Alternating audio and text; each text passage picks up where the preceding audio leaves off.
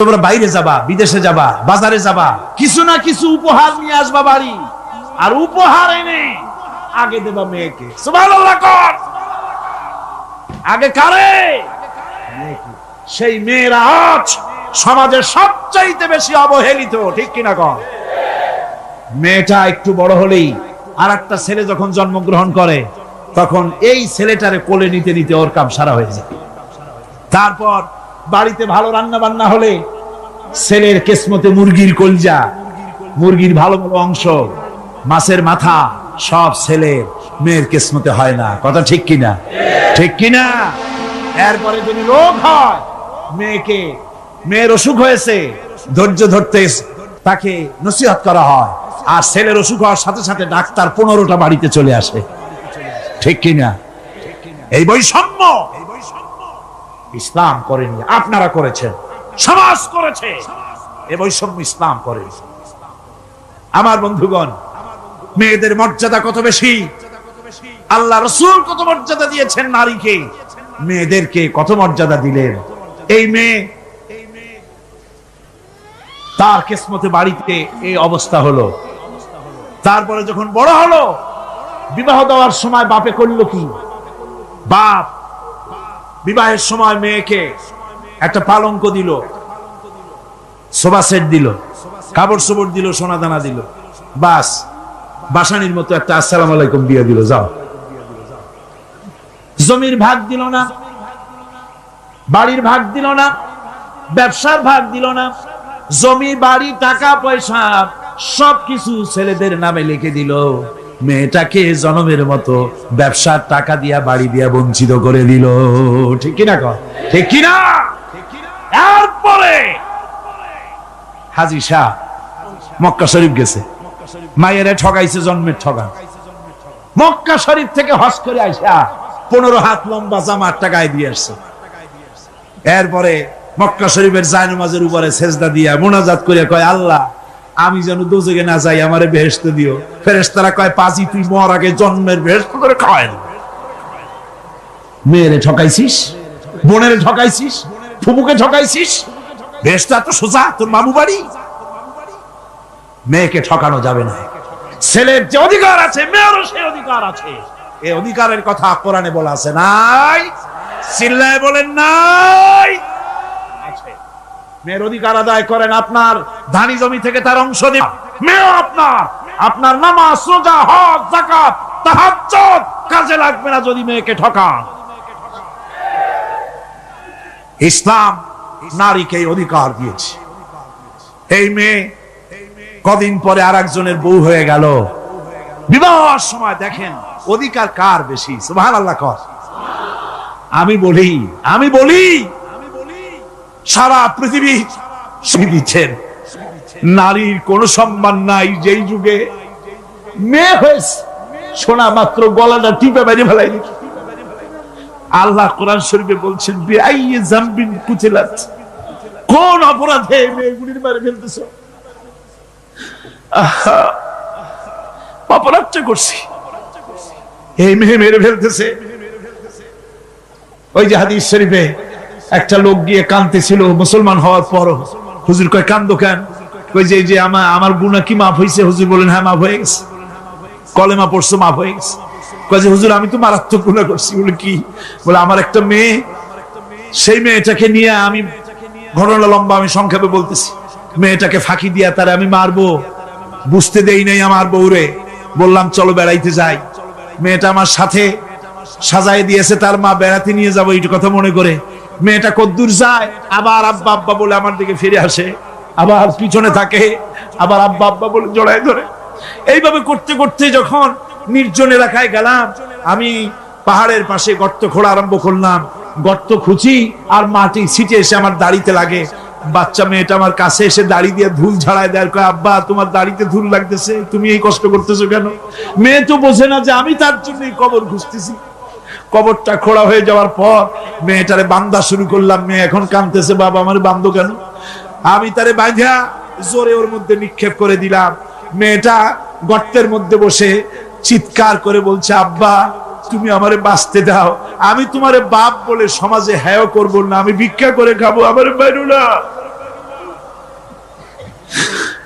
বলছি ইয়া রাসূলুল্লাহ, আমার মনে দরদ আসলো না। আমি একটা পাথর উঁচু করে আমার মেয়ের বুক লক্ষ্য করে জোরে মেরে দিলাম।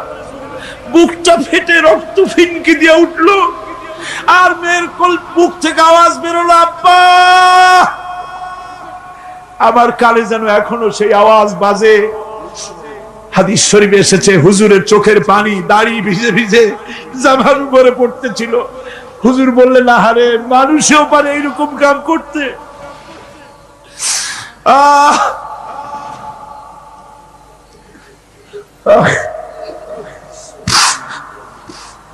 পৃথিবীতে নারীর যখন কোন সম্মান ছিল না, মর্যাদা ছিল না, সেই সময় আমার রাসূল, আমার বিশ্বনবী নারীদেরকে সম্মানের হাত ধরে গর্তের ভিতর থেকে উঠাইয়া রানীর সিংহাসনে বসাইয়া দিলেন।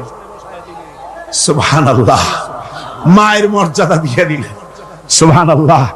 নারীরা আমাদের মায়ের জাত। নারীরা আমার কি এর জাত? মায়ের জাত।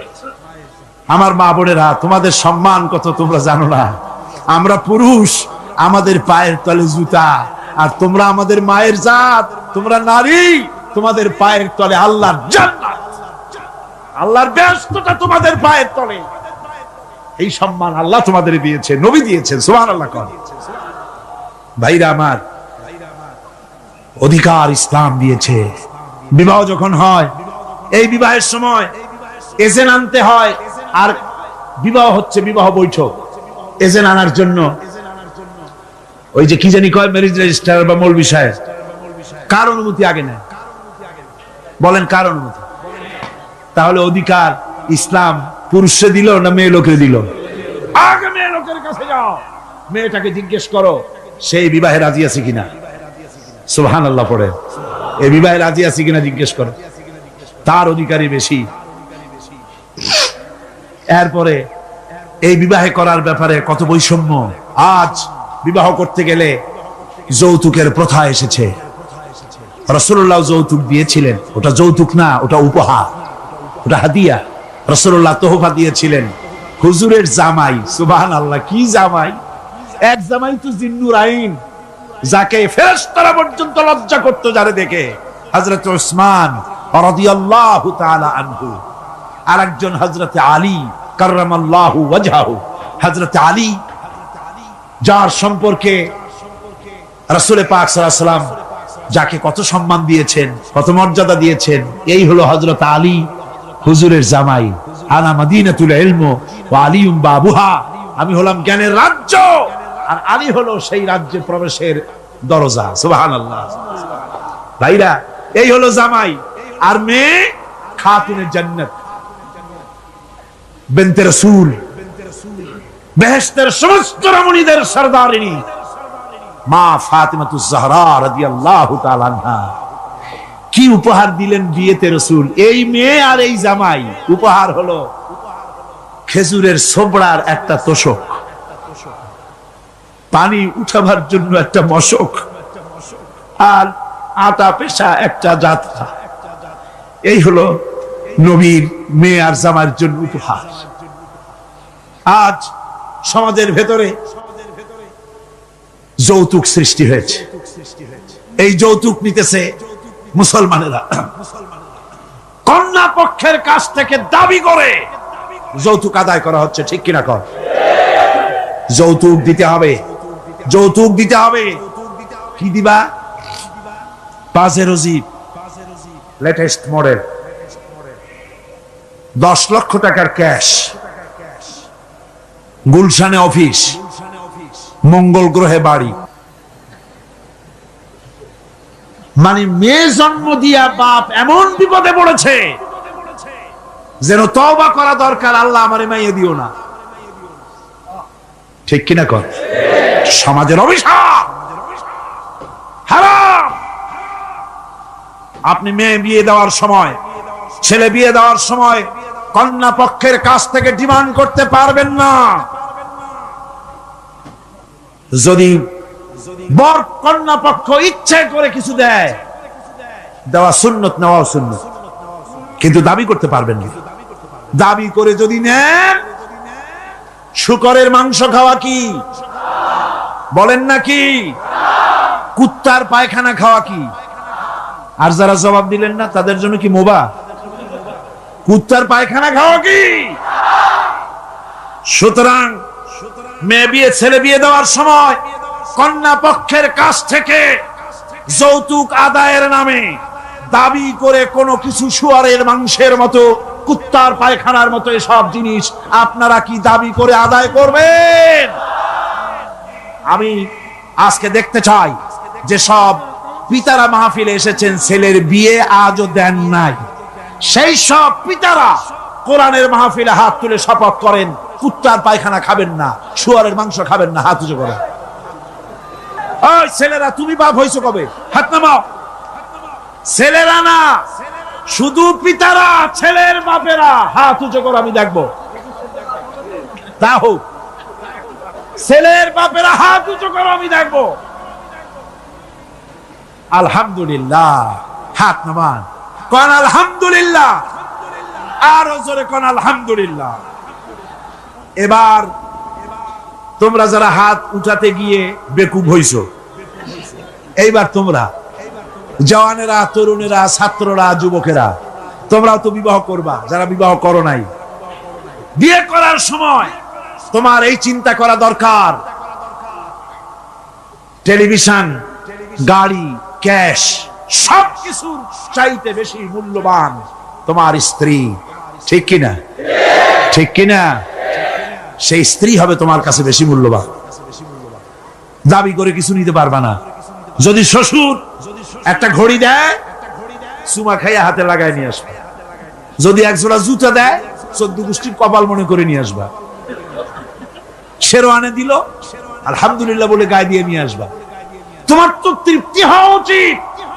আমার শ্বশুর, আমার শাশুড়ি, তার 18 বছর, 20 বছর, 22 বছরের কলিজার নিংড়ানো স্নেহকে উজাড় করে দিয়ে তার কলিজার টুকরা মেয়েটাকেই তো দিয়ে দিয়েছে আমাকে। এর থেকে টেলিভিশন বেশি, রেডিও বেশি, গাড়ি বেশি, বাড়ি বেশি? বিবাহ করবা মোহব্বত করে, নিজের টাকা দিয়া, বাপের টাকা দিয়া, সোনা দিয়া, দানা দিয়া, কসমেটিক্স দিয়ে, সুন্দর সুন্দর শাড়ি দিয়ে সাজাইয়া, রানীর মর্যাদা দিয়ে বাড়িতে এনে সম্মানের সাথে রাখবে। জীবনে খোটা দিবা না। বলি বড় দুঃখে, এই জন্য বলি, আমার দেশে একটা যৌতুকের ঘড়ির জন্য, একটা যৌতুকের রেডিওর জন্য, 100 টাকার জন্য আমার দেশে স্বামীরা স্ত্রীকে গলা টিপে হত্যা করেছে। এরা মানুষ না জানোয়ার। সুতরাং যুবকেরা, বীর চট্টলার, বীর মুজাহিদ, তরুণ যুবক, তোমরা যারা বিয়ে করনি, ওয়াদা করো যৌতুক ছাড়াই বিবাহ করবে। কারা হাত উঁচু করে দেখাও।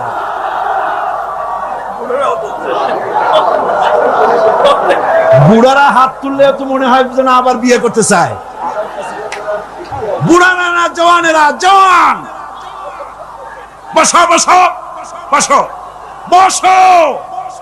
আলহামদুলিল্লাহ, জোরে কোন আলহামদুলিল্লাহ, আরো জোরে কোন আলহামদুলিল্লাহ। আমি তো দাঁড়াইতে বলি নাই, আমি তো দাঁড়াতে বলি নাই। ভাইরা দাঁড়ালেন কেন? বলছি দোয়া কবুলের রাত, দোয়া করিয়া যান। বসেন, কেউ দাঁড়িয়ে থাকেন না, সবাই বসেন। আর জোরে সরে একটুখানি দরুদ শরীফ পড়েন। সালাতুনিয়া রাসূলুল্লাহ আলাইকুম, সালামুনিয়া হাবিবাল্লাহ আলাইকুম। মোহব্বত দিয়ে কোন সালাতুনিয়া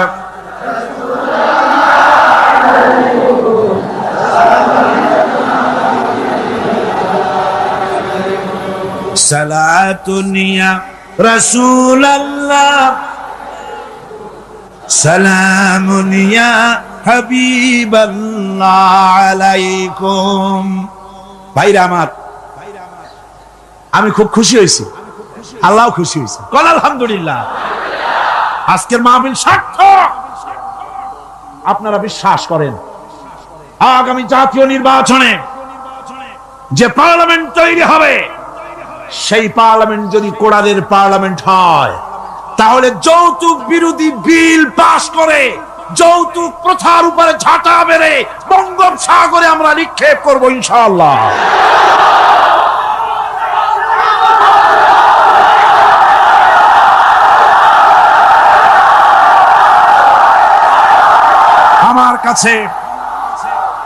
আমাদের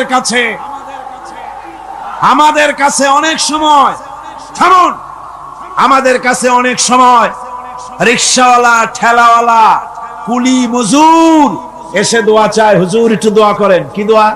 4-5টা মেয়ে বিয়ে দিতে পারি না। কেন? আমার কাছে ঘড়ি চাই, টেলিভিশন চাই। দুঃখে লজ্জায় অস্থির হয়ে যায়। আহারে, লোকটা ঠেলা গাড়ি চালায়, রিকশা চালায়, ওর কাছে চাই টেলিভিশন আর ঘড়ি। ওটা কি মানুষ? কুত্তার চাইতে নিকৃষ্ট। এই যৌতুক প্রথা যদি বন্ধ হয়ে যায়, জেনা কমে যাবে, বিবাহ সহজ হয়ে যাবে। ঠিক কিনা গণ? বিবাহ সহজ হয়ে যাবে ভাইরা আমার। এরপরে বিবাহ হয়ে গেল, স্বামী স্ত্রীর ভিতরে মহব্বত হতে হবে।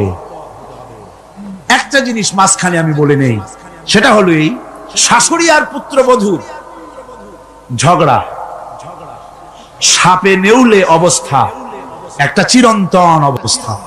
অবশ্য এগুলি চিত্তগঙ্গে নাই, আছে। শাশুড়ি মনে করে ছেলে যখন বিয়ে করলো, হায় রে হায়, এত কষ্ট করে ছেলেটারে মানুষ করলাম, পুরা ছেলেটারে দখল করে ফেললো বউ।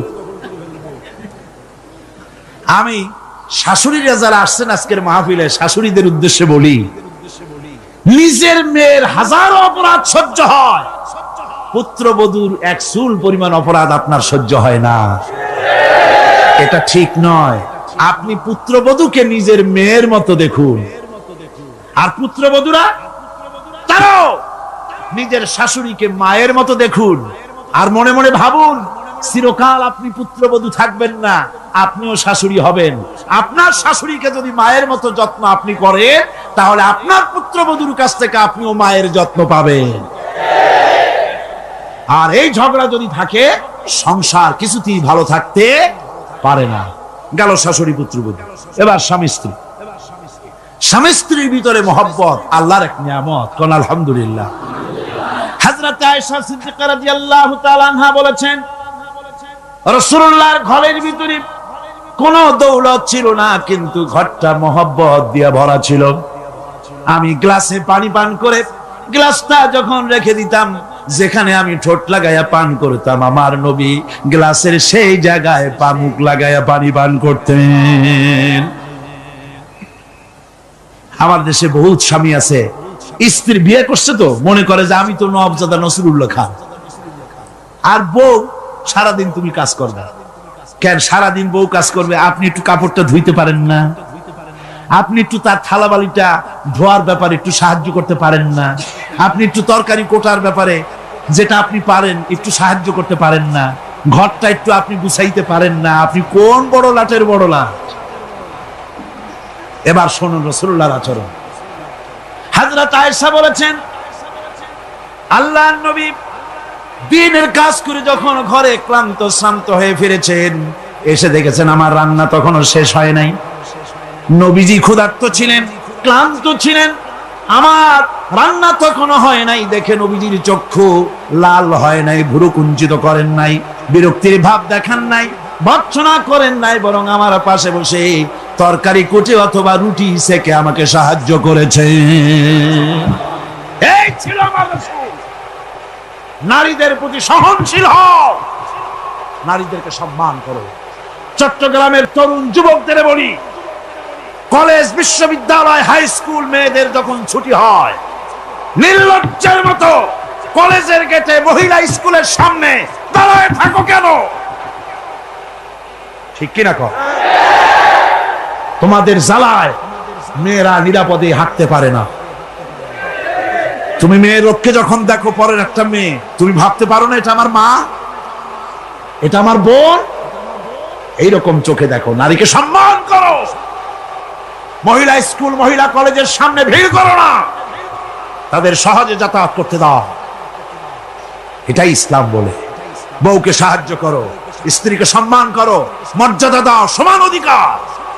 তবে এক জায়গায় স্বামীর অধিকার একটু বেশি। সেটা কোথায়? তিরমিজি শরীফের হাদিসে এসেছে, একবার আল্লাহর নবী এক পাহাড়িয়া এলাকা থেকে যাচ্ছিলেন, জঙ্গলের এক উট এসে নবীজির পায়ের উপরে সেজদায় পড়ে গেল, পায়ের উপরে চুমো খেলো। সাহাবায়ে কেরাম বললেন, ইয়া রাসূলুল্লাহি, পাহাড়ের উট হুজুরের পায়ে সেজদা দিয়া ধন্য হয়ে গেল, হুজুর যদি অনুমতি দিতেন আমরাও হুজুরের কদমে সেজদা দিয়া ধন্য হয়ে যেতাম। নবীজি বলেন, মানুষ মানুষকে সেজদা করা হারাম। আমি যদি মানুষকে সেজদা করার জন্য যদি পারমিশন দিতাম, তাহলে দুনিয়ার সমস্ত স্ত্রীদেরকে বলতাম তারা যেন তার স্বামীর সেজদা দেয়। স্বামীর মর্যাদা এখানে বেশি। রাসূলুল্লাহ আরো বলেছেন, কোন স্ত্রীর মউত হয় যদি এমন অবস্থায় যে তার স্বামী তার প্রতি খুশি ছিলেন, আল্লাহ রাসূল বলেছেন মেয়ে লোকটি সোজা আল্লাহর জান্নাতে চলে যাবে। স্বামীর মর্যাদা এখানে বেশি। স্বামীকে লক্ষ্য রাখতে হবে, উভয়ের অধিকারের প্রতি যত্নশীল হতে হবে। এরপরে যখন সে মা হয়ে গেল, আমার বন্ধুগণ, নারী যখন মা হয়ে গেল, মর্যাদা তখন তার এত বেড়ে গেল। রাসূলের কাছে প্রশ্ন হলো, হুজুর খেদমত করব কার? হুজুর বলেন, তোমার মায়ের, তারপরে কার? তোমার মায়ের, তারপরে কার? তোমার মায়ের, তারপরে কার? তোমার পিতার। পিতার চাইতে মায়ের মর্যাদা কয় গুণ হলো? 3 গুণ হয়ে গেল। রাসূলুল্লাহ 3 গুণ বাড়ায় দিলেন। সুতরাং আমি বলি আপনাদেরকে, মা আপনার বড় পীর, বাপ আপনার বড় পীর, কোনোদিন ভুলে যাবেন না। কথাটা বারবার বলি, আমি যত জায়গায় মাহফিলে যাই, আমি ওলামারা সবাই বলেন, আমিও বলি, সব জায়গায় মানুষকে স্মরণ করায় দেই, আপনার কাছে আপনার মা বাপের চাইতে বড় পীর আর নাই। কারণ পীর সাহেবের দোয়া যতই আপনি ওলিয়ে কামেল বলেন, যতই হুজুর কেবলা বলেন, তার দোয়া কবুল আপনার জন্য হতেও পারে, নাও হতে পারে, 50-50। কথা ঠিক কিনা কন? কিন্তু রাসূলুল্লাহ গ্যারান্টি দিয়েছেন 3 জনের দোয়া অবশ্যই কবুল হয়ে যাবে। তার ভিতরে একজন হলো মাজলুম, যদি দোয়া করে কবুল হবে। একজন হলো মুসাফির, দোয়া কবুল হবে। আর একজন হলো মা বাপ, যদি দোয়া করে আল্লাহর দরবারে, আল্লাহ রাব্বুল আলামিন অবশ্যই দোয়া মঞ্জুর করে নেবেন। মা বাপের কাছে দোয়া চাও। ভাইরা, মনে কিছু করবেন না, আপনি আপনার হুজুর কেবলারে দাওয়াত করিয়া বিরিয়ানি খাওয়াবেন, খুশি করতে পারবেন না, যেহেতু এর আগে উনি আর এক জায়গা দিয়া 4-5 পদের বিরিয়ানি খাইয়ে আসছে। আপনি হুজুরের 5,000 টাকা দিয়ে খুশি করতে পারবেন না, যেহেতু হুজুর আর এক বড় লোকের কাছ থেকে 50,000 টাকা হাদিয়া পাইছে। আপনি একটা শাল দিয়া হুজুরকে খুশি করতে পারবেন না, যেহেতু অনেক দামি শাল হুজুরকে আর একজনে হাদিয়া দিয়েছে। ঠিক কিনা? কিন্তু আপনি যদি আপনার মাকে, এই বেদানার দিনে বাজারে বাজারে পথে ঘাটে বেদানা পাওয়া যায়, আঙ্গুর পাওয়া যায়, ভালো ভালো ফল পাওয়া যায়, এগুলো কিনে নিয়ে মায়ের কাছে বসে বেদানা খুঁড়ে, মা কথা বলতে পারে না, বুড়ি হয়ে গেছে, মায়ের কাছে বসে মায়ের মুখে যদি তুলে দেন, আল্লাহর আরশ খুশি হয়ে যাবে, দোয়া মঞ্জুর হয়ে যাবে। হযরত বাইজিদ বুস্তামি ওই ঘটনা কে না জানে, রাতের আধারে পানির জন্য চাইলেন, ছেলে পানি পাইল না, ছোট্ট মানুষ, পানি আনতে কোথায় চলে গেল, এসে দেখে মা ঘুমানো, পানি নিয়ে দাঁড়ানো। রাত চলে গেছে, ফজরের পর দেখে ছেলে কাঁপে, হাতে পানি। বাবা তুমি কাঁপো কেন? গ্লাস নিয়ে বলল, মা গভীর রাত্রে পানি চেয়েছিলেন, দিতে পারি নাই, বহু দূর থেকে পানি এনে দেখে ঘুমায় গেছো। তা তুমি ঘুমাও নাই কেন? ঘুমাইলাম না মা, আবার যদি পানি চান সময় মতো যদি দিতে না পারি আপনার কষ্ট হবে, সেই জন্য পানি নিয়ে আমি দাঁড়ায় আছি। বাইজিদের মা বাইজিদের হাতের থেকে পানি নিয়ে পান করে, কম্বলটা গায়ে দিয়া বাচ্চারে শোয়াই দিয়া উযু করে ফজরের নামাজ পড়ে সেজদায় গিয়া মায়ের চোখের থেকে পানি পড়ছে। মা বলে, রব্বুল আলামিন, আমি বাইজিদের মা, আমি যতই গুনাহগার হই না কেন, মায়ের দোয়া বাচ্চার জন্য কবুল হয় বলে তোমার হাবিব বলেছেন। আমার ছোট্ট বাইজি আমার জন্য যা করেছি, আমার কলিজা ঠান্ডা হয়ে গেছে। রব্বুল আলামিন, তুমি আমার বাইজিকে সুলতানুল আরিফিন বানাইয়া দাও। দোয়া মঞ্জুর। সুবহানাল্লাহ। ভাইরা, খবরদার ভুল করবেন না। আপনার সবচাইতে বড় পীর আপনার মা বাবা। সবচাইতে বড় পীর কে?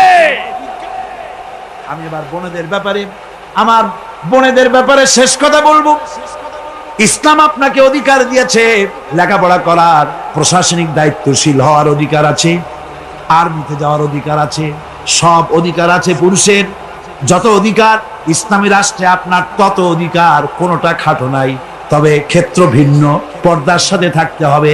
রাসূলুল্লাহ আল্লাহ পাক বলেছেন এমন একটা চাদর পরো যেই চাদরটা পরলে মাথাটা গলাটা বুকটা ঢেকে যায়, এমন চাদর পরো। ব্যাংকে চাকরি করা যাবে, অফিসে চাকরি করা যাবে, কলেজে বিশ্ববিদ্যালয়ে চাকরি করা যাবে, ব্যবসা করা যাবে, সব করা যাবে, তবে পর্দার ভিতরে থেকে। বেপর্দা হলে পরে জাহান্নামে যাওয়া লাগবে। জোরে কর নাউজুবিল্লাহ। পর্দার সাথে আপনাদের থাকতে হবে। আমার মা বোনেরা, চাদর পরেন, বোরখা পরেন, বোরখার চাদর ছেড়ে দিয়েন না। দেখবেন একটা জিনিস লক্ষ্য করেন, বোরখা নাই, মাথার চুল টুল ছেড়ে দিয়ে লিপস্টিক লাগাইয়া মেকআপ করে, তারপরে যদি কোনো দোকানে যান মার্কেটিং করতে, সেলসম্যান দেখেই কবে আপা আসেন আসেন, বাবি সাহেব আসেন। আর যদি একটা বোরখা পরে যান বলবে খালাম্মা বসেন। একটা অজানা একটা পুরুষ আপনারা আপা কইলো ভাবি কইলো, এতে মজা না আপনাকে খালাম্মা বলে সম্মান করলো? সম্মান কোনটায়? সুতরাং বোরখা পরেন, চাদর পরেন। ইসলাম আপনাকে যে বোরখা পড়তে বলেছে, চাদর পড়তে বলেছে আপনার সম্মানের জন্য, আপনার মর্যাদার জন্য। মা বোনদের ব্যাপারে সর্বশেষ কথা, অনেকের বাড়িতে চাকর চাকরানি থাকে, কাজের মেয়েরা থাকে, কাজের ছেলেরা থাকে, থাকে না? থাকে না? অনেক বাড়িতে কাজের মেয়ে লোক, কাজের লোক থাকে, কিন্তু গৃহকর্ত্রী এই কাজের লোকগুলির উপরে, চাকর চাকরানির উপরে এত জুলুম করে যে জুলুম মধ্যযুগেও ছিল না। ঠিক কি না?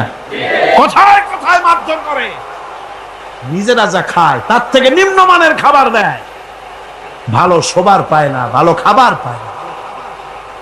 আর মার তো আছে। আমার মা বোনেরা, তিরমিজি শরীফের হাদিস শুনুন। আল্লাহর নবী বলেছেন, শ্রমিকের উপরে, কাজের লোকদের উপরে যে অত্যাচার করবে, অধিকার আদায় করবে না, কিয়ামতের দিন সে আল্লাহর জান্নাতে যেতে পারবে না। আপনি যতই নামাজ রোজা করেন, আল্লাহর দরবারে জান্নাতে যাওয়া যাবে না, যেহেতু আপনি জুলুম করেছেন কাজের লোকদের প্রতি, শ্রমিকদের প্রতি। শ্রমিকের প্রতি জুলুম করা যাবে না।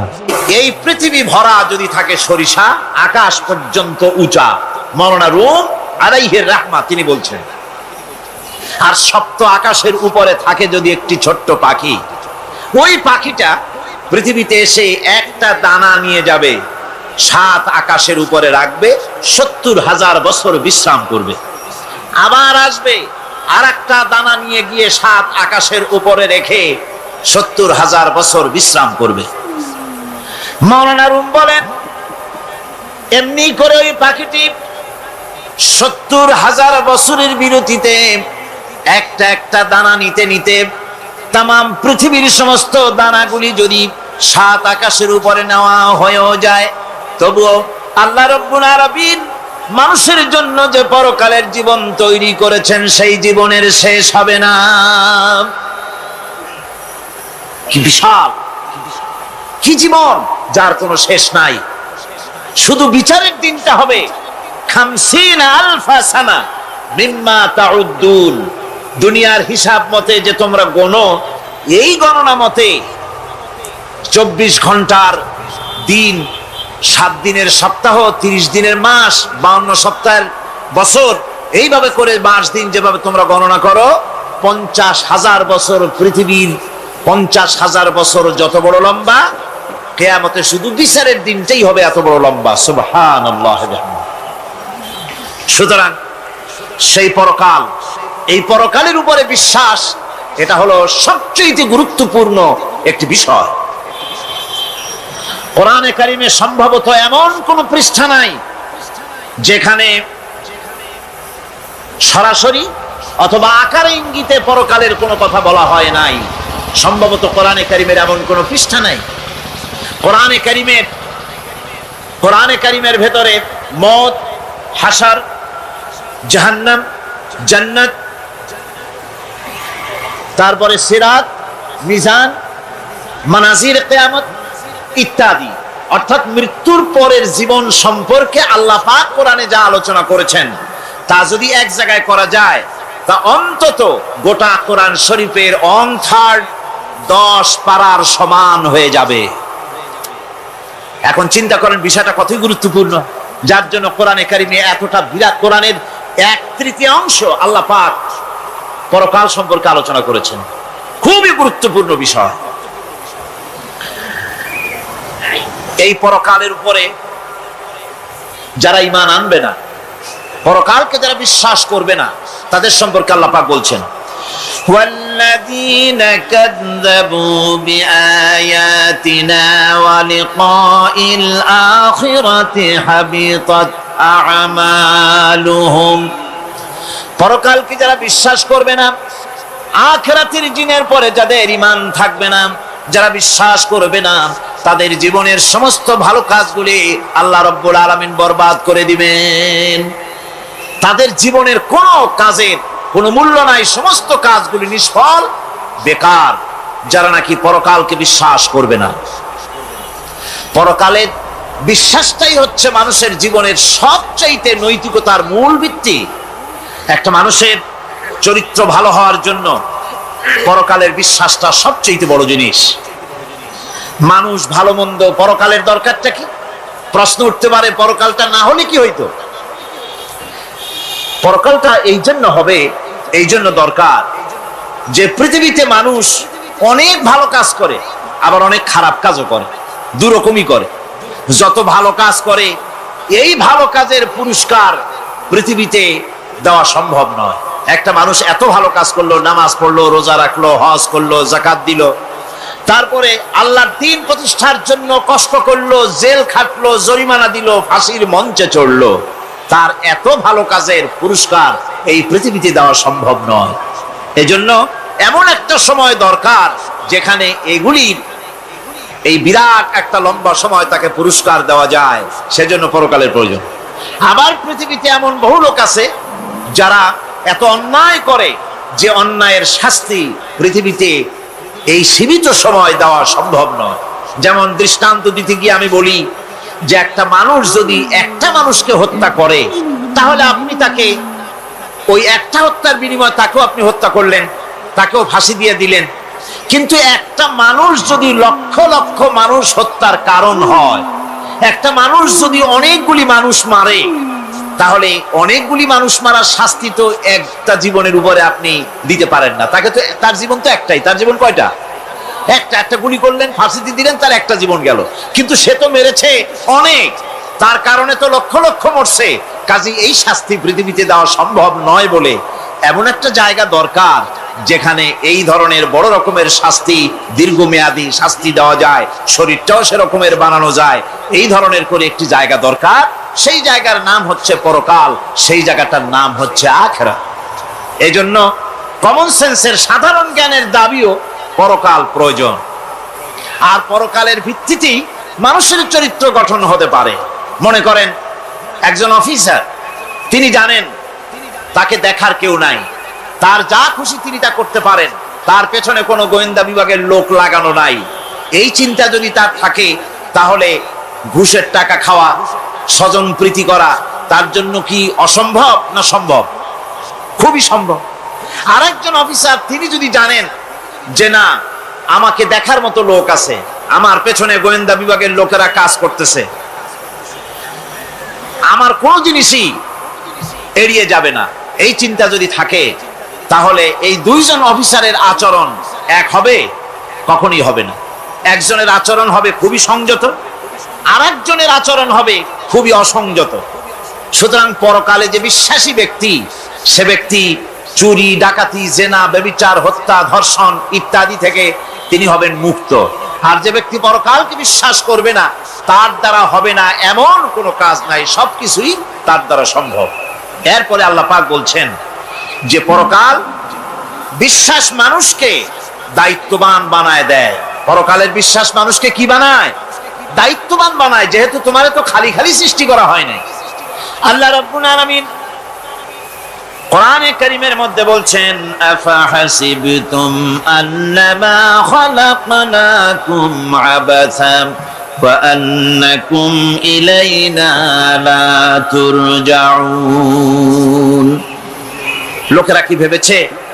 তোমরা কি এটাই মনে করেছো যে আমি তোমাদেরকে এমনি এমনি সৃষ্টি করেছি আর তোমাদেরকে আমার কাছে ফিরে আসতে হবে না? এটাই কি ভেবেছো তোমরা? তোমাদেরকে সৃষ্টি করা হয়েছে এবং তোমাদেরকে আমার দরবারে সকলকেই ফিরে আসতে হবে। পৃথিবীতে এমন কেউ নাই যে পৃথিবীতে টিকে থাকতে পারবে, সমস্ত মানুষকেই আল্লাহর দরবারে ফিরে যেতে হবে। আল্লাহ পাক কোরআনে কারীমের অন্যত্র বলেছেন, আয়াহসাবুল ইনসানু আইয়ুতরাকা সুদা। মানুষ কি ভেবেছে যে আমি তাকে নিরর্থক সৃষ্টি করেছি, তার কোনো হিসাব হবে না, তার কোনো দেখার মতো কেউ নাই, তাকে এমনি এমনি আমি সৃষ্টি করেছি? তা না, প্রত্যেকটি মানুষকেই বিচক্ষণতার দাবি হিসেবে সৃষ্টি করা হয়েছে এবং তার সব কিছুকেই দেখা হচ্ছে। আল্লাহ পাক সব দেখতে পাচ্ছেন, তার নজরের সামনে আছে। আল্লাহ পাক দেখেন এবং শোনেন। আমরাও দেখি, আমরাও শুনি, কিন্তু আল্লাহ পাকের দেখা আর আমাদের দেখা, আল্লাহর শোনা আর আমাদের শোনা একরকম নয়। আমরা এই মাহফিলের বাইরে কি হচ্ছে আমরা দেখতে পাই না, ঠিক কিনা গণ? রাতের বেলায় আমরা আমাদের নিজেদেরকেও দেখি না, এমনকি আমরা আমাদের পেছনে কি হয়, পিছনে কি আছে তাও দেখি না। আপনারা যে আমার সামনে বসে আছেন, আপনাদের পেছনে লোকটা কি করতেছে তা আপনি দেখতে পাচ্ছেন। মেঘ হলে মেঘের উপরে কি হয় দেখতে পাই না, কুয়াশার মধ্যে দেখতে পাই না, গাছের আড়ালে কি দেখতে পাই না, পাহাড়ের আড়ালে কি দেখতে পাই না। তারপরে শোনার ব্যাপারে একটা নির্ধারিত এলাকার আওয়াজ আমাদের কানে আসে, এর বাইরের কিছু আমরা শুনতেও পাই না। আল্লাহ রাব্বুল আলামিনের কি এরকম অবস্থা নাকি? কি বলেন, এরকম অবস্থা? আল্লাহ সব দেখতে পান, সব শুনতে পান, এমন তার চোখের সামনে কোন অবস্ট্রাকশন নাই, তার চোখের সামনে কোন জিনিস অন্তরায় হয়ে দাঁড়াতে পারে না। কেউ কোন জিনিস তার চোখের সামনে বাধার সৃষ্টি হতে পারে না। তাকে কেউ দেখতে পারে না, কিন্তু তিনি সবাইকে দেখতে পান। লা তুদরিকুহুল আবসার, তাকে কোন দৃষ্টিশক্তি তাকে দেখতে পাবে না। সমস্ত দৃষ্টিশক্তিকে তিনি দেখবেন, কিন্তু তাকে কেউ দেখতে পারবে না। সুবহানাল্লাহ ওয়া বিহামদিহি। সুতরাং তিনি সব দেখেন এবং সবই শোনেন। এই বিশ্বাস মানুষকে দায়িত্ববান বানায়। এই বিশ্বাস মানুষকে কি বানায় জোরে গান? দায়িত্ববান বানিয়ে দেয়। আল্লাহ রাব্বুল আলামিন বলছেন, আয়াহসাবু আল্লান ইয়াকদিরা আলাইহি আহাদ ইয়াকুলু আহলাকতু মালান লুবাদা আয়াহসাবু আন লাম ইয়ারাহু আহাদ। মানুষ কি ধারণা করেছে তার উপরে কারো কোনো ক্ষমতা চলবে না? সে বলে আমি অনেক ব্যয় করেছি, আর সে ভেবেছে তাকে দেখার মতো কেউ নাই। আল্লাহ পাক বলেন, দেখার জন্য অবশ্যই একজন আছেন, তিনি হচ্ছেন আল্লাহ রাব্বুল আলামিন। কে দেখতে পান? জোরে সরে বলেন, কে দেখতে পান? আল্লাহ পাক সব দেখেন, সব শোনেন। এমনকি সমুদ্রের অতল তলদেশে কোন পাথরের সাথে লাগানো, বালু কণার সঙ্গে লাগানো ছোট্ট একটি পোকা, যা মাইক্রোস্কোপ যন্ত্র ছাড়া দেখা যায় না, এমন ছোট্ট পোকাটিও যদি চিৎকার মারে ক্ষুধার যন্ত্রণায় বা পেটের যন্ত্রণায় বা কষ্টে পড়ে কোনো চিৎকার যদি মারে, সমুদ্রের কেউ শোনার কথা নয়, জমিনের উপরে কেউ শোনার কথা নয়, অন্তরিক্ষের কারো শোনার কথা নয়। আল্লাহ রাব্বুল আলামিন বলেন, সেই ক্ষীণ আওয়াজটুকুনো তোমার আল্লাহ পাক শুনতে পান। সব তিনি শুনতে পান এবং দেখতে পান, তার চোখের সামনে সব রয়েছে। সুতরাং আসল কথা হচ্ছে, মানুষেরা পরকালের চাইতে দুনিয়ার গুরুত্ব দেয় বেশি। বাল তুসিরুনাল হায়াতাদ দুনিয়া ওয়াল আখিরাতু খায়রুন ওয়া আবকা। তোমরা পার্থিব জীবনকে অগ্রাধিকার দিয়েছো, আর পরকাল হচ্ছে উত্তম এবং স্থায়ী। পরকাল হচ্ছে উত্তম। পৃথিবীর একটা নিকৃষ্ট জায়গা, একটা ছোট্ট জায়গা পৃথিবী। এটার আরবি হচ্ছে কি বলুন তো? পৃথিবীর আরবি কি? দুনিয়া। এটাকে দুনিয়া, দুনিয়া শব্দটা এসেছে আদনা শব্দ থেকে, তুচ্ছ, নিকৃষ্ট, এটার কোনো দাম নাই। আর এই জন্য হাদিস শরীফে এসেছে যে এই পৃথিবীর মূল্য যদি আল্লাহর কাছে মশার দানা তুল্য যদি হতো, তাহলে কাফেরকে এক ঢোক পানি আল্লাহ পাক গিলতে দিতেন না। আল্লাহর দৃষ্টান্তটা, হাদিস শরীফের দৃষ্টান্তটা লক্ষ্য করেছেন? এই পৃথিবীর মূল্য যদি একটা মশার দানার তুল্য যদি হতো, আপনাকে কেউ যদি 1,00,000 মশার দানা যদি কেউ আপনাকে জোগাড় করে দেয়, আপনি কয় টাকা দিয়ে কিনবেন? কোন কথা বলতেছেন না? খুব আগ্রহ আছে কেনার নাকি? 4 আনা দিয়েও 4 পয়সা দিয়েও আপনারা কেউ কিনবেন না, যেহেতু মশার দানা 10 কোটি দানা আনি জোগাড় করে দেন, নদী করবোটা কি? কাজেই দৃষ্টান্তটা লক্ষ্য করুন যে এই পৃথিবীর মূল্য যদি আল্লাহ পাকের কাছে একটা মশার দানার তুল্য যদি হতো, তাহলে আল্লাহ রাব্বুল আলামিন কাফেরকে এক ঢোক পানি গিলতে দিতেন না। তার মানে এটার কোনো দাম নাই। তো যেটার দাম নাই সেটার দাম আমরা খুব বেশি দিয়েছি। আর পরকাল হচ্ছে স্থায়ী, চিরস্থায়ী জায়গা, সেই চিরস্থায়ী জায়গার আমরা মূল্য দেই নাই। যেমন আমরা দেহের মূল্যটা বেশি দেই, আত্মার মূল্যটা কম দেই। দেহটারে সাজাই বেশি। এই দেহটার জন্য দেখছেন অবস্থা, শীতকালে কত ক্রিম মাখে, পায়ে ভ্যাসলিন মাখে, মুখে ক্রিম মাখে, হাতে জেলি মাখে, তারপরে ঠোঁটে আরো কিছু মাখে, এরপরে এতগুলি মাইখা তারপরে জামা কাপড় সেন্ট আতর কত কিছু সমানে মাখতে থাকে শরীরের জন্য, এত যত্ন। তারপরে ভুরি ভোজন পাইকারি দরে খায়, জনমের মতো খায়, খাওয়ার চোটে পেট যায় একদিক, পাছা যায় আর একদিক, মাথা যায় আর একদিক, আস্তে আস্তে দুমবার সাইজ হয়ে যায় মানুষের বডিটা। যে শরীরটার কোনো দাম নাই, কোনো মূল্য নাই। আপনারা সত্য করে বলেন, দামটা কার? শরীরের দেহের দাম বেশি না আত্মার দাম বেশি? কোনটার দাম? কার দাম? আত্মাটার দাম বেশি। এটা মুখ দিয়ে বললেন, কিন্তু আসলে মনের কথা হইলে আত্মারে আপনারা কিছু খাইতে দিতেন।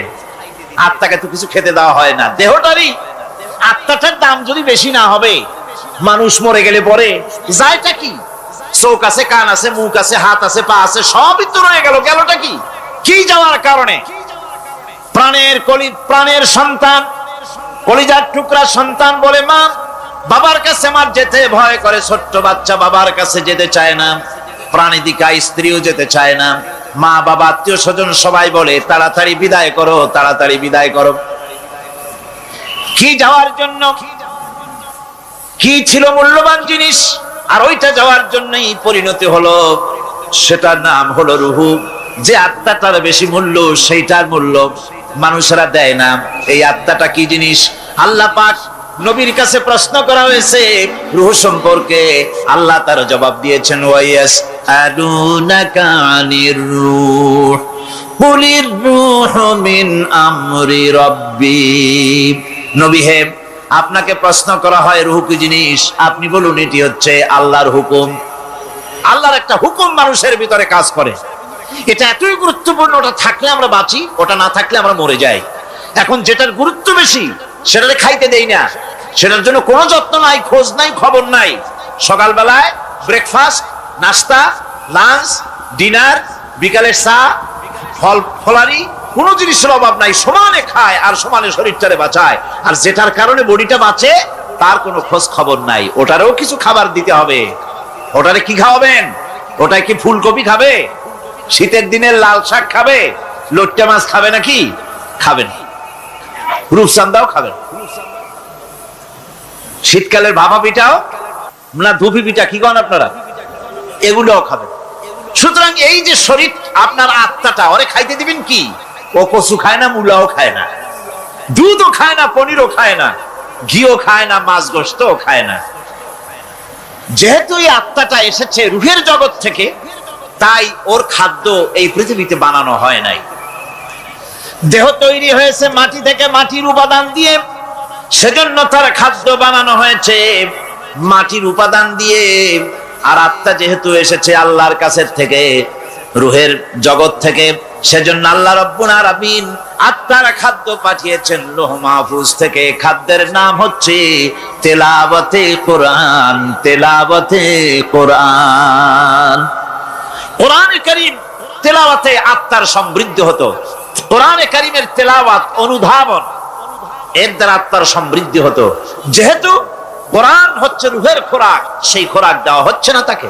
কাজে আমি বলতেছিলাম যে যে জিনিসের মূল্য বেশি আমরা তার মূল্য দিতে জানি না, যেটার মূল্য কম সেটার মূল্য দেই বেশি।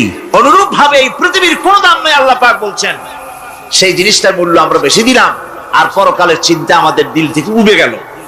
এই জন্য আল্লাহ রাব্বুল আলামিন বলেন, ইন্নাল্লাযীনা লা ইউমিনুনা বিল আখিরাতি যায়্যান্না লাহুম আ'মালাহুম ফাহুম ইয়ামাহুন। যারা পরকালের প্রতি ঈমান আনে না, পরকালকে যারা বিশ্বাস করে না, তাদের ক্রিয়াকাণ্ডকে তাদের কাছে চিত্তাকর্ষক বানায় দেওয়া হয়, আর এভাবে তারা পথভ্রষ্ট হয়ে যায়। দুনিয়া তাদের কাছে বেশি মজা লাগে, দুনিয়াটা বেশি ভালো লাগে। কয় হুজুর তাফসীরের মাহফিল ভালো লাগে, আবার যখন কীর্তন শুনতে যাই, সিনেমা দেখতে যাই, তাও খারাপ লাগে না, তাও ভালো লাগে। মিলাদ শরীফও ভালো লাগে, কীর্তনও ভালো লাগে, ওয়াজ মাহফিলও ভালো লাগে, গানও ভালো লাগে, সিনেমাও ভালো লাগে। এই যে দুই জিনিস ভালো লাগে, এটা হলো মুনাফিকি রোগ। এটা কি রোগ বলেন না সবাই? এটা কি রোগ? মুনাফিকি রোগ। ঈমানের স্বাদ যখন নষ্ট হয় তখন এই অবস্থার সৃষ্টি হয়। বিষাক্ত সাপ যখন মানুষকে দংশন করে, রাতের অন্ধকারে বিষাক্ত সাপে মানুষকে দংশন করেছে, ওঝা আনা হলো, ওঝা এসে সর্বপ্রথম টেস্ট করবে যে সাপটা কি বিষাক্ত না এমনি সাধারণ সাপে তাকে দংশন করেছে, সাপটা কি ধরনের। এটা টেস্ট করার জন্য সাপে কাটা রোগীর মুখে ওঝা মুখের মধ্যে খুব ঝাল মরিচ অথবা লবণ এটা দেয়। দিলে পরে সে যদি বলে পানি পানি লাগে, খুব ঝালওয়ালা মরিচ কিন্তু মুখে পানি পানি লাগে, বুঝতে হবে বিষাক্ত সাপে কামড়িয়েছে। আর যদি ঝালকে ঝাল বলে, লবণকে লবণ বলে, তিতকে তিতো বলে, তাহলে বোঝা যাবে বিষাক্ত সাপে কামড়ায় নাই। তো বিষাক্ত সাপের প্রধান আলামত হলো এই, বিষাক্ত সাপে যখন মানুষকে কাটে তখন তার প্রথম বিষক্রিয়া হচ্ছে তার রক্তকে জাম করে দেয় আর জিহ্বার স্বাদকে নষ্ট করে দেয়। এই পৃথিবীতে যত বিষাক্ত সাপ আছে সবচাইতে মারাত্মক আর বিষাক্ত সাপ হচ্ছে শয়তান। সবচাইতে বিষাক্ত সাপ কি? এই শয়তান যাকে ওয়াসওয়াসা দেয়, শয়তান যাকে দংশন করে, শয়তান যারে ফুটবল বানাতে পারে, সর্বপ্রথম তার ঈমানের স্বাদ নষ্ট করে দেয়। তখন আখিরাত ভালো লাগে না, তখন মসজিদ ভালো লাগে না, তখন ওয়াজ মাহফিল ভালো লাগে না, তাফসীর মাহফিল ভালো লাগে না, তখন সিনেমা পছন্দ হয়, গান পছন্দ হয়, মেলা পছন্দ হয়, সাংস্কৃতিক অনুষ্ঠান, নাচ, উল্টাপাল্টা কাম, এই সমস্ত পছন্দ হয়। আল্লাহর ইসলাম ভালো লাগে না, পছন্দ হয় না। আল্লাহ পাক বলেন পরকালকে যারা অস্বীকার করে তাদের মনের তাদের জন্য এই দুনিয়াটাকেই তাদের সামনে চিত্তাকর্ষক, তাদের ক্রিয়াকাণ্ডকে চিত্তাকর্ষক করে দেওয়া হয়, আর এর ভেতরেই তারা পড়ে থাকে। ফলে এই সব পরকালে অবিশ্বাসী লোকগুলি অহংকারী হয়। তারা কি হয়? আল্লাহ পাক বলেন فَالَّذِينَ لَا يُؤْمِنُونَ بِالْآخِرَةِ قُلُوبُهُمْ مُنْكِرَةٌ وَهُمْ مُسْتَكْبِرُونَ। পরকালের প্রতি যারা ঈমান আনে না, পরকালকে যারা বিশ্বাস করে না, তাদের মন সত্য কথাকে অস্বীকার করে, আর এই লোকগুলি অহংকারী হয়ে যায়, ধরাকে সরাক জ্ঞান করে। কি হনুরে এই অবস্থার সৃষ্টি হয়ে যায়। সে মনে করে যে পৃথিবী আমার, উলট পালট করে দে মা, লুটে পুটি খাই। পরকালে বিশ্বাস নাই, যা খুশি সে তখন তা করতে থাকে এবং অহংকারী হয়ে যায়। পরকালীন জীবনের অস্বীকৃতি আজকে নতুন কিছু নয়। আজও এক শ্রেণীর লোক আছে যারা বলে পরকাল বলে কিছুই নাই। আল্লাহ সম্পর্কে বলে দেয়ার ইজ নো গড, স্রষ্টা বলতে কিছু নাই। পরকালকেও বিশ্বাস করে না এমন লোক আমাদের দেশে আছে কিনা? কোন জোরে কোন আছে কিনা? যথেষ্ট তৈরি হয়েছে এবং বর্তমান সময় বেশি তৈরি হয়েছে। অতীতের কোন সময় ইসলাম আর মুসলিম সেন্টিমেন্ট এত আহত হয় নাই যত এই কয়েক বছরের মধ্যে হয়েছে, ঠিক কিনা? পরকালকে অস্বীকার করেছে, কোরআন শরীফকে আগাগোড়া সংশোধনের কথা বলেছে, আল্লাহকে মিথ্যাবাদী বলেছে। নাউজুবিল্লাহ পড়েন না কেন? নাউজুবিল্লাহি মিন যালিক। আল্লাহকে মিথ্যাবাদী বলা হয়েছে, কোরআনের সংশোধনের দাবি উঠেছে। মাদ্রাসার ভেতরে ডাকাত দুষ্ট পয়দা হয় বলা হচ্ছে। এভাবে করে তারা আল্লাহকে অস্বীকার করেছে, কোরআনকে অস্বীকার করেছে, পরকালকে অস্বীকার করছে। পরকালকে সেই অতীতের যুগের কাফেরাই অস্বীকার করে নাই, বর্তমান যুগেরও এক শ্রেণীর লোকেরা, তারা আবার মুসলমান নামধারী, নাম মুসলমানি নাম লাগানো আছে, পরকালকে তারা অস্বীকার করছে। এদের ভিত্তি হচ্ছে এই, তারা বলে ইন হিয়া ইল্লা হায়াতুনাদ দুনিয়া ওয়া মা নাহনু বিমাবউসিন। তারা বলে এই দুনিয়ার জীবনটাই একমাত্র জীবন, এই দুনিয়ার জীবনই হলো একমাত্র জীবন, আমরা আর উঠবো না পরকালে, পরকাল বলে কিছুই নাই, পরকাল বলে কোনো জিনিস নাই, আমাদেরকে কিয়ামতে আল্লাহর দরবারে ওঠা লাগবে না। সুতরাং তারা ওমর খৈয়ামের মুরিদ হয়ে যায়। তারা বলতে থাকে এই বেলা ভাই মদ খেয়ে নাও, কাল নিশীতের ভরসা কই, চাঁদনি জাগিবে যুগ যুগ ধরি, আমরা তোমার রবনাশ হই। যত পারো মদ খাও, নগদ চাপাও, হাত পেতে নাও, বাকির খাতায় শূন্য থাক। দূরের বাদ্য কি লাভ শুনে, মাঝখানে যে বেজায় ফাঁক। কোথায় কিয়ামত আর কোথায় পরকাল, কোথায় বিচার, কোথায় হাসর, কোথায় সিরাত, কোথায় মিজান, আর মাঝখানে টাটকা সুখগুলো ছাড়িয়ে দেবে একটা কথা, মাঝখানের এই টাটকা সুখগুলি গ্রহণ করো, মজা করো। এই সব শিক্ষা দেওয়া হয় ওই সেকুলার শিক্ষা ব্যবস্থার মাধ্যমে কলেজে এবং বিশ্ববিদ্যালয়গুলিতে, যার কারণে পরকালের বিশ্বাস নাই বলে এমন কোন কাজ নাই যা তারা করতে পারে না। এই মাত্র কয়েক মাস দেড়েক আগে রাজশাহী ইউনিভার্সিটিতে যে কাণ্ডটা ঘটে গেল, মনে আছেন আপনাদের? পত্র পত্রিকায় আপনারা পড়েছেন, এবং আমি রাজশাহীতে গিয়ে সেখানে প্রত্যক্ষদর্শী যারা দেখেছে তাদের মুখে শুনেছি, শিক্ষাবর্ষ সমাপন করেছে যে সব ছাত্র ছাত্রীরা, তারা র‍্যাগ ডে উদযাপন করছে। র‍্যাগ ডে উদযাপন যেদিন করবে সেই দিনে তারা উচ্ছৃঙ্খল কাপড় চোপড় পরেছে, ছেলেরা এবং মেয়েরা উভয়, এমন ভাবে কাপড় পরেছে যে কাপড় দ্বারা তারা শরীরের গোপন অঙ্গগুলি দেখা যায়। এরপরে আজেবাজে চিৎকার দিয়েছে, আজেবাজে স্লোগান দিয়েছে, গাধার মতো, কুকুরের মতো, শিয়ালের মতো তারা ডেকেছে। আমি বুঝি না চিন্তাধারা কেমন দেউলিয়া হয়ে গেল। শিক্ষাবর্ষ বিশ্ববিদ্যালয়ের সর্বোচ্চ শিক্ষাঙ্গন থেকে লেখাপড়া শেষ করে বেরোচ্ছে, যাওয়ার সময় তারা বিশ্ববিদ্যালয় থেকে কুকুরের ডাক দিল, শিয়ালের ডাক দিল, ছাগলের ডাক দিল। কি প্রমাণ করতে চাইলো? যে 16 বছর লেখাপড়া করে বিশ্ববিদ্যালয়ের অঙ্গন পেরিয়ে গোটা জাতির জন্য ছাগল হয়ে আমরা আবির্ভূত হচ্ছি, অথবা কুকুর গরুর ভূমিকায় আমরা আবির্ভূত হচ্ছি। নাউযুবিল্লাহি মিন যালিক। এরপরে মিছিল শেষ করলো, সন্ধ্যাবেলায় শুরু হলো সাংস্কৃতিক অনুষ্ঠান। বিদ্যুৎ কর্তৃপক্ষের সঙ্গে বোধহয় লাইন করা ছিল। সন্ধ্যা 7:30টার সময় মঞ্চ তৈরি আছে, গান হচ্ছে, আনন্দ ফুর্তির শেষ নাই। সামনে সব মেয়েরা বসা, যারা দিনের বেলা ওই ধরনের কাপড় চোপড় পরে ছেলেদেরকে উস্কাইছে, ছেলেগুলিও তাদেরকে উস্কাইছে। মাঝখানে তারা বসা, চতুর্দিকে ছেলেরা দাঁড়ানো। হঠাৎ করে লাইট বন্ধ হয়ে গেল, বিদ্যুৎ চলে গেল। এখন সাংস্কৃতিক অনুষ্ঠান কি কায়দায় হচ্ছে, কত প্রকার হচ্ছে, কিভাবে হচ্ছে? নাউযুবিল্লাহি মিন যালিক। পুলিশেরা বলেছে বিদ্যুৎ যখন এলো, মেয়েগুলিকে অনেক মেয়ে পাওয়া গেছে, কাপড় নাই, পেটিকোট নাই, উলঙ্গ, তাদেরকে ধরে ধরে উঠানো হয়েছে হোস্টেলে। পরের দিন সকাল বেলায় মাঠ ভর্তি ভাঙা কাচের চুড়ি, ভ্যানিটি ব্যাগ, চশমা, কাপড় চোপড় ছিড়িয়ে ছড়িয়ে চতুর্দিকে পড়ে আছে। এই হলো শিক্ষা। নাউযুবিল্লাহি মিন যালিক। আমি কসম করে বলতে পারি, বিশ্ববিদ্যালয়ে যদি কোরআন শরীফের তাফসীর পড়ানো হতো, হাদিস শরীফ যদি পড়ানো হতো, কেউ কেউ বলবেন কোরআন হাদিস তো পড়ানো হয়, বিশ্ববিদ্যালয় কলেজে পড়ানো তো হয়। আমি তো জানি সিলেবাসে 10টা 5টা হাদিস আছে, 2-4 লাইন কোরআন শরীফ আছে, এর কোনো মানে নাই।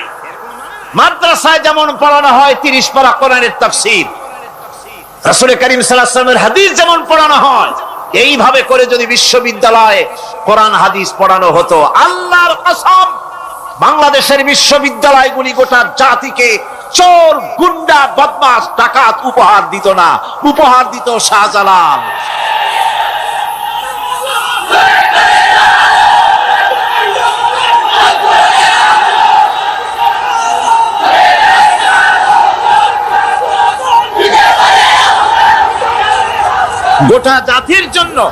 গোটা জাতির জন্য বিশ্ববিদ্যালয় সমূহ উপহার দিতে পারত। উপহার দিত শাহ মখদুম, শাহজালাল, খান জাহান আলী, উপহার দিতে পারত খাজা মঈনুদ্দিন চিশতি, উপহার দিতে পারত খালিদ বিন ওলীদ, উপহার দিত সালাউদ্দিন আইয়ুবী।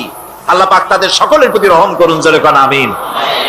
এরকম উপহার গোটা জাতিকে তারা দিতে পারত, কথা ঠিক কিনা গণ? সুতরাং পরকালকে অস্বীকার করাই হচ্ছে এর মূলভূত কারণ। সেকুলার শিক্ষা ব্যবস্থা হচ্ছে এর মূলভূত কারণ।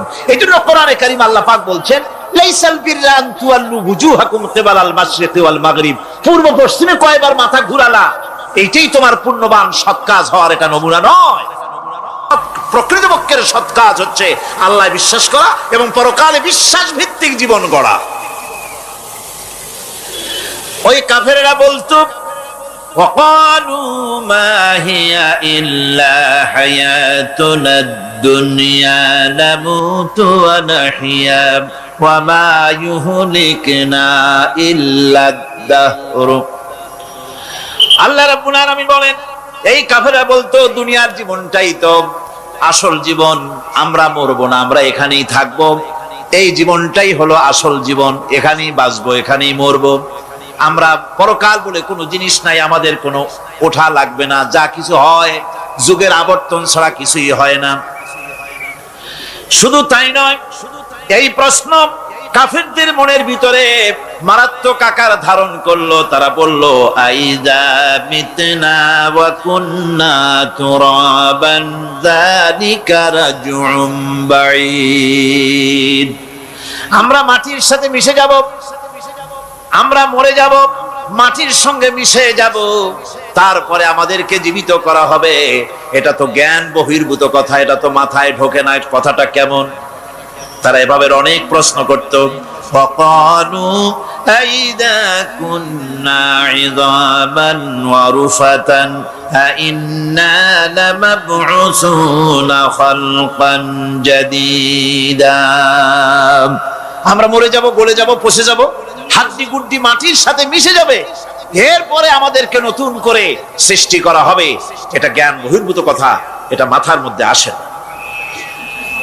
কে আমাদেরকে চিন্তা করবে মরে যাওয়ার পর? আল্লাহ রাব্বুল আলামিন বলছেন, দেখো আল্লাহ পাক কোরআনে কারীমের ভিতরে যুক্তি দিয়ে বুঝাচ্ছেন যে অবশ্যই তোমাদেরকে আবার জিন্দা করা হবে, তোমাদেরকে উঠতে হবে। তোমরা এই পৃথিবীর অবস্থা পর্যবেক্ষণ করো, তাকায় দেখো আকাশের দিকে, জমিনের দিকে লক্ষ্য করে দেখো। আওয়ালাম ইয়ানজুরু ফি মালাকুতিস সামাওয়াতি ওয়াল আরদ, তারা কি আসমান এবং জমিনের ব্যবস্থাপনা সম্পর্কে চিন্তা ভাবনা করে না? ওই বিরাট আকাশটাকে যে আল্লাহ রাব্বুল আলামিন তৈরি করলেন, এই জমিনটাকে যিনি তৈরি করলেন, তিনি কি তোমাকে মৃত্যুর পরে তিনি কি জিন্দা করবেন না? তিনি কি জিন্দা করতে পারবেন না? কেমনে তোমরা অস্বীকার করতে পারো? দুনিয়ার ব্যবস্থাপনা এবং এই পৃথিবীর আকাশ এবং জমিনের ব্যবস্থাপনা সম্পর্কে তোমরা চিন্তা ভাবনা করে দেখো, অবশ্যই আল্লাহ রাব্বুল আলামিন তোমাদেরকে আবার জিন্দা করবেন। وَكَأَيِّن مِّنْ آيَاتٍ فِي السَّمَاوَاتِ وَالْأَرْضِ يَمُرُّونَ عَلَيْهَا وَهُمْ عَنْهَا مُعْرِضُونَ, আসমান জমিনে বহু নিদর্শন পড়ে আছে যেগুলি তারা অতিক্রম করে যায়, অথচ সে সম্পর্কে তারা মোটেই চিন্তা ভাবনা করে না। চিন্তার বহু বিষয় আল্লাহ পাক এই পৃথিবীতে রেখেছেন। যারা চিন্তাশীল, যারা জ্ঞানবান, তারা এর দ্বারা বুঝতে পারে। আল্লাহ রাব্বুল আলামিন বলছেন, ইন্না ফি খালকিস সামাওয়াতি ওয়াল আরদি ওয়া ইখতিলাফিল লাইলি ওয়ান নাহার লাআয়াতিন লিউলিল আলবাব, নিশ্চয়ই আকাশ সৃষ্টি এবং জমিন সৃষ্টির ব্যাপারে আর রাত আর দিনের পরিবর্তনের ব্যাপারে যারা জ্ঞানবান তাদের জন্য নিদর্শন রয়েছে। যারা জ্ঞানবান তাদের জন্য চিন্তার বিষয়বস্তু রয়েছে। গবেষণা করো, চিন্তা করো, এই পৃথিবীতে আল্লাহ পাক যা কিছু সৃষ্টি করেছেন তার পক্ষে আবার তোমাদেরকে সৃষ্টি করা মোটেই অসম্ভব নয়। পরকালীন জীবনের সম্ভাবনা সম্পর্কে কোরআন অবিশ্বাসীদেরকে বলছে, দেখো আল্লাহুল্লাযী রাফা'আস সামাওয়াতি বিগাইরি আমাদিন তারাউনাহা সুম্মা ইসতাওয়া আলাল আরশ। সে আল্লাহ তোমাদের নিকট দৃশ্যমান স্তম্ভ ছাড়াই ওই বিশাল আকাশটা তৈরি করেছেন। যারা পরকাল আছে বলে উঠতে হবে একথা যারা বিশ্বাস করে না, তাদের ব্যাপারে আল্লাহ পাক এই যুক্তি দিচ্ছেন, দেখো এই বিশাল যে আকাশটা, এই আকাশে কোনো খুঁটি আছে? কথা বলেন না কেন? এই আকাশে কোনো খুঁটি আছে? কোন রকমের খুঁটি ছাড়াই ওই বিশাল আকাশটা কে বানিয়েছেন? জোরে চিৎকার দিয়ে বলেন, কে বানাইছেন? এই যে শামিয়ানা, একটা বিশাল প্যান্ডেল, এই প্যান্ডেলে খুঁটি আছে না নাই? শুধু আছে না, একটা দুইটা না, জনমের মতো খুঁটি আছে। চতুর্দিকে তাকায় দেখে কত খুঁটি। এতটুকু একটা শামিয়ানায় শত শত খুঁটি লাগতেছে কাপড়টা ধারণ করবে বলে। কি ধারণ করবে? কাপড়। আর অত বড় বিশাল আকাশ, সেই আকাশটার কোনো খুঁটি আছে? আল্লাহ পাক বলছেন, কোন দৃশ্যমান খুঁটি ছাড়াই এত বড় বিশাল আকাশটা তোমার মাথার উপরে দাঁড়িয়ে আছে এবং আল্লাহ পাক আরশের উপরে দীপ্তমান হয়ে আছেন। এগুলি দেখেও কি তোমার মাথার মধ্যে কোনো চিন্তা আসে না যেটা কি করে সম্ভব হলো? অনেকে তো এমন আছে শিক্ষিত লোক, তারা আবার বলে কি, কয় যে না আকাশ বলে কিছু নাই, ওই অনেক দূরে তো সেই জন্য নীলে নীলে দেখা যায়, আসলে কিছু নাই। আকাশ, কোরআনে কারীমের মধ্যে আকাশ সম্পর্কে যে কথা বলা হয়েছে, বিশাল, যার কোনো কূল নাই, কিনারা নাই, মহাশূন্য। আমি সামনে বলবো আকাশ সম্পর্কে কথা আসতেছে। আল্লাহ পাক বলছেন, দেখো ওই বিশাল আকাশটাকে আমি সৃষ্টি করে রেখেছি, কোনো খুঁটি লাগাই নাই।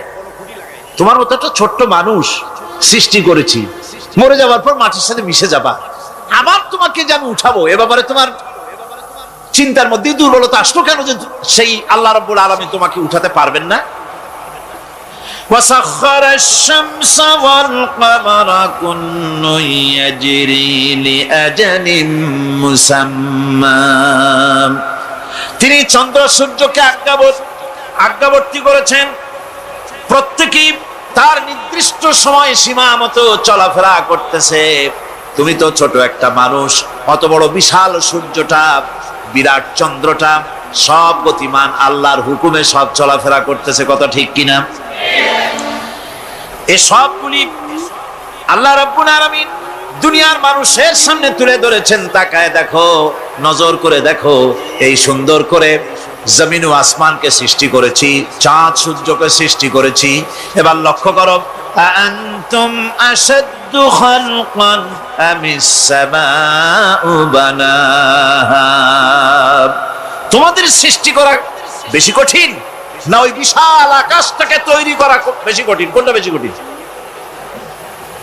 অত বড় বিশাল আকাশটাকে যিনি সৃষ্টি করলেন, তিনি তোমার মতো মানুষকে সৃষ্টি করতে পারবেন না? আবার যিনি একবার বিনা মডেলে তোমাকে তৈরি করলেন, আল্লাহ কি সুন্দর দৃষ্টান্ত দিচ্ছেন, আনতুম আশাদ্দু খালকান আমিস সামাউ বানাহা।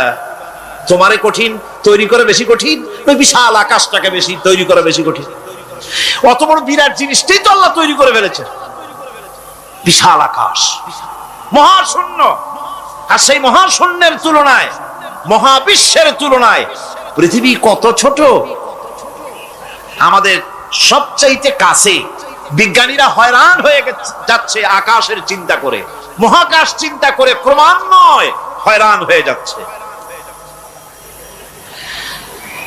আমাদের সবচাইতে নিকটতম যে গ্যালাক্সিটা আছে, এই গ্যালাক্সিটার ব্যাস হচ্ছে, যেটা সবচাইতে ছোট, গরিব গ্যালাক্সি। এটা বিজ্ঞানীরা বলেছে গরিব গ্যালাক্সি, দিনহীন। এই গরিব গ্যালাক্সি যেটা আমাদের সবচাইতে নিকটে, পৃথিবীর সবচাইতে কাছে, এর ব্যাস হচ্ছে, এর পরিধি হচ্ছে 1,00,000 আলোকবর্ষ সমান। 1,00,000 আলোকবর্ষ। প্রতি সেকেন্ডে আলোর গতি কত? 1,86,000 মাইল প্রতি সেকেন্ডে। প্রতি সেকেন্ডে যে আলোর গতি 1,86,000 মাইল, এর মিনিট, এর ঘন্টা, এর সপ্তাহ, এর মাস, এর বছর এরকম 1,00,000 আলোক বর্ষ হচ্ছে সেই ছায়াপথের ব্যাস, এটার পরিধি। এটা হলো গরিব গ্যালাক্সি। আর এই গ্যালাক্সিতে বাস করে 10,000 কোটি তারকা। বিজ্ঞানীরা বলছেন যে তারকাগুলি সূর্যের চাইতে লক্ষ কোটি গুণে অনেক বড়। সুবহানাল্লাহ। তাহলে মহাকাশ সম্পর্কে চিন্তা করে মানুষ আজ অবাক হয়ে যাচ্ছে, চিন্তা হয়রান হয়ে যাচ্ছে। বার্টন রাসেল তিনি বলেছিলেন স্রষ্টার স্রষ্টাকে, স্রষ্টার স্রষ্টাকে। এর জবাব আরেকজন বিজ্ঞানী লিখেছেন যে স্রষ্টার স্রষ্টাকে এই চিন্তা তো সৃষ্টিতে করতে পারবে না। স্রষ্টার কোনো স্রষ্টা নাই। পৃথিবীতে যত স্রষ্টা আছে, মাইক যে তৈরি করেছে সেও একজন স্রষ্টা, ঠিক কিনা কোন কথা বোঝেন তো আমার? মাইক যে তৈরি করেছে সেও একটা স্রষ্টা, ওই প্যান্ডেল যে তৈরি করেছে সেও একটা স্রষ্টা, চেয়ার টেবিল যে সৃষ্টি করেছে সেও একটা স্রষ্টা। কিন্তু এরা কেউ পূর্ণাঙ্গ স্রষ্টা নয়, কারণ এই মাইকটা তৈরি করার যত উপাদান, সমস্ত উপাদান আল্লাহ রাব্বুল আলামিনের তৈরি করা। কথা ঠিক কিনা? তুমি শুধু অ্যাসেম্বল করেছো, তুমি শুধু এগুলোকে এক জায়গায় করেছো। তোমার বাপেরও ক্ষমতা নেই লোহা তৈরি করা। পারবা লোহা তৈরি করতে? আরে কথা কন না কেন মিয়া সাহেব? পারবেন লোহা তৈরি করতে? পারবেন একটা বাঁশ বানাইতে? বাঁশ হোক লোহা হোক যা সব বাদ দেন, মাথার একটা চুল বানাইতে পারবেন? পাট দিয়া রং দিয়া পরচুলা বানাইতে পারবেন, কিন্তু চুলের মতো করে একটা চুল বানাইতে পারবেন না। মানুষের শরীরে রক্তের মতো করে এক ফোঁটা রক্ত মানুষের শরীরের বাইরে। যারা অহংকারী, যারা স্বৈরাচারী, যারা জালিম, আল্লাহ পাক তাদেরকে বলছেন, হে পৃথিবীর মানুষেরা, জেনেরা, যদি সম্ভব করতে পারো, আমার আইন ভালো লাগে না, আমার ইসলাম পছন্দ হয় না, আমার আলেম ভালো লাগে না, আমার কোরআন ভালো লাগে না, অবস্থা যদি এমনটি হয়, বেরিয়ে যাও, বেরিয়ে যাও।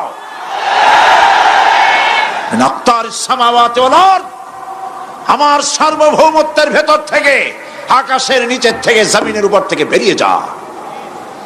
ফানফুজু লা তানফুজু ইল্লা বিসুলতান। কোথায় যাব? পালাবার জায়গা নাই, বেরোতে পারবে না। আকাশ আর জমিন দিয়ে প্যাকেট করে রেখেছি, পালাবার জায়গা নাই। কোথায় যাইবা? জুলুমের হাত যত আছে করতে থাকো, আর আল্লাহ রাব্বুল আলামিন দেখতেছেন। সুতরাং ইমানদার ব্যক্তি, তার মধ্যে বিনয় আসে, বিনম্র হয়। সে পয়সা করে আসে বলে অহংকার করে না, কারণ আল্লাহ বলেছেন ওয়াল্লাহুল গানিয়্যু ওয়া আনতুমুল ফুকারা। আল্লাহ সাফ বলে দিয়েছেন, আল্লাহই হচ্ছেন, কারো মুখাপেক্ষী নন, সম্পদশালী। আল্লাহর কোন সম্পদের অভাব নাই। ওয়া আনতুমুল ফুকারা, দুনিয়ায় তোমরা যা বাস করো সব ফকিরের গোষ্ঠী, কিচ্ছু নাই তোমাদের। তোমাদের জাতি খাইয়া শেষ করে ভালো, আর আমার কাছে যা আছে আমি শুধু দিতে থাকি, আর ভাণ্ড শুধু ভরাই থাকে, মোটেও খালি হয় না। সুবহানাল্লাহ। কাজী মোমেন বান্দা সে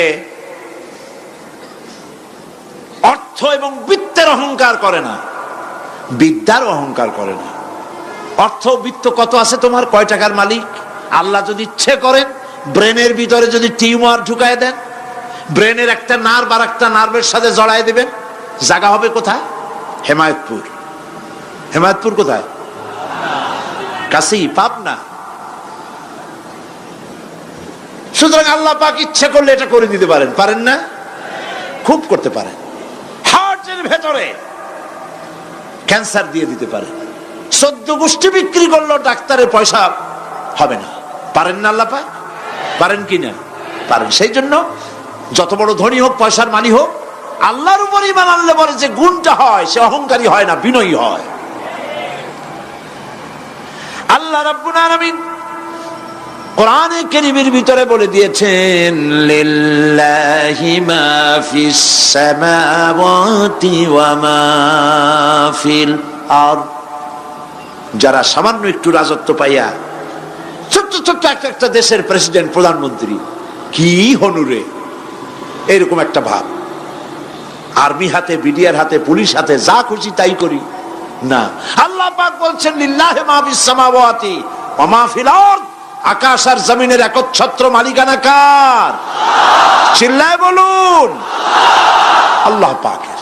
সুতরাং তুমি মাতবারি করিয়া কদ্দূর পারবা? বেশি দূর যেতে পারবে না। গ্রামে গোয়াল আছে, গরু রাখে যে জায়গায়, ওই জায়গাটার নাম কি? গোয়াল। গভীর রাত্রে গরুর মালিক শুনতে পাচ্ছে গোয়াল ঘরে খুব শব্দ হচ্ছে। রাখালকে ডেকে বলছে, দেখতো কি কিসের শব্দ? কয় যে দেখে এসে জবাব দিচ্ছে যে গোয়ালে যে 60টার শিং মোটা, তার গুতার চোটে ওই গোয়ালের মধ্যে যত গরু আছে কেউ টিকতে পারতেছে না, খালি গুতাইতেছে সমানে। মালিক কয় যে দীর্ঘদিন থেকে দেখতেছি এটার গুতার চোটে সমস্ত গরুগুলি অস্থির হয়ে যাচ্ছে, যা একটা মোটা দড়ি দিয়া, খাট্ট একটা দড়ি দিয়া খুঁটির সাথে জড়াইয়ে বাঁধতে রাখ গলাটারে। মোটা একটা দড়ি দিয়া গলার সাথে খুঁটির সাথে যদি বাঁধতে দেয়, এরপরে খালি ফোঁস করতে পারবে, গুতাইতে আর পারবে না। ঠিক অনুরূপ ভাবে কোন জনপদ থেকে, কোন দেশ থেকে যখন দেশের মানুষেরা, যখন দেশের নিরস্ত্র মানুষেরা, গরিব মানুষেরা যখন আল্লাহর দরবারে গভীর রাত্রে ফরিয়াদ তোলে, আল্লাহ জুলুমে অত্যাচারে জর্জরিত হয়ে গেলাম, মার খেতে খেতে শেষ হয়ে গেলাম, অত্যাচারে অত্যাচারিত হচ্ছি, চিৎকার বাড়তে থাকে, আল্লাহ পাক তখন তার নজর দিয়ে দেখেন। আল্লাহ তো দেখতেই থাকেন সব সময়ের জন্য। আল্লাহ পাক কার কারণে এগুলি হচ্ছে আল্লাহ পাক টের পান। শিং কারো কারো মোটা হয়েছে, আজরাইলকে পাঠায় দেন, যাও খাটো দড়ি দিয়ে বাঁধে থো। খাটো দড়ি কোনটা বুঝছেন? 3 হাত, 3 হাত কবর কোনটা? খাটো দড়ি দিয়ে বাঁধে থো। সুতরাং কত বড় বড় রাজা বাদশা ক্ষমতা এলো, মানুষের উপরে জুলুম করলো, আল্লাহ পাক তার ইন্তেকাম নিয়েছেন। সেই আল্লাহ এখন আর নাই, নাউজুবিল্লাহ। সে আল্লাহ আছেন কিনা? পূর্ণ শক্তিতে বহাল কিনা? হুয়াল হাইয়ুল কাইয়্যুম। এমন অবস্থা নয় যে বাংলাদেশে কি হচ্ছে আর আল্লাহ টের পাচ্ছেন না। কি বলেন? আল্লাহ রাব্বুল আলামিন বলেন, লা তাখুযুহু সিনাতুন ওয়ালা নাওম। ঘুম নাই, তন্দ্রা নাই। কার? ঘুমানো না, তন্দ্রাও যান না। তন্দ্রা কারে কয়? জি, ঝিমটি, জিমানি, যাই বলেন আপনারা বুঝে নিন। ওই যে বসে বসে এরকম করে, আল্লাহ ওরকমও করেন না। ঘুমো নাই, তন্দ্রাও নাই। হযরতে মুসা আলাইহিস সালাম বলছিলেন যে আল্লাহ তুমি নাকি ঘুমাও না। মুসা আলাইহিস সালাম তো খুব আদরের নবী, আল্লাহ পাকের খুব আদরের নবী, দারুণ আদর। আল্লাহ পাক বলছেন, মুসা আমি তোমারে আমার জন্য বানাইছি। সুবহানাল্লাহ। কোরআন শরীফে আছে, আল্লাহ পাক বলছেন, মুসা আমি তোমারে আমার জন্য বানাইছি। তোমাকে যখন তোমার মা দরিয়ায় ভাসায় দিয়েছিল, আমি তোমার বাক্সর দিকে তাকাইছিলাম। সুবহানাল্লাহ। আল্লাহ যদি বলেন আমি তাকাইছিলাম, সুবহানাল্লাহ। তোমারে আমার জন্য বানাইছি। সুতরাং হযরতে মুসা আলাইহিস সালাম তিনি বলছেন আল্লাহ পাককে খুব আদরের নবী, তো আল্লাহ তুমি নাকি ঘুমাও না। আল্লাহ কয় তুমি বিশ্বাস করো না?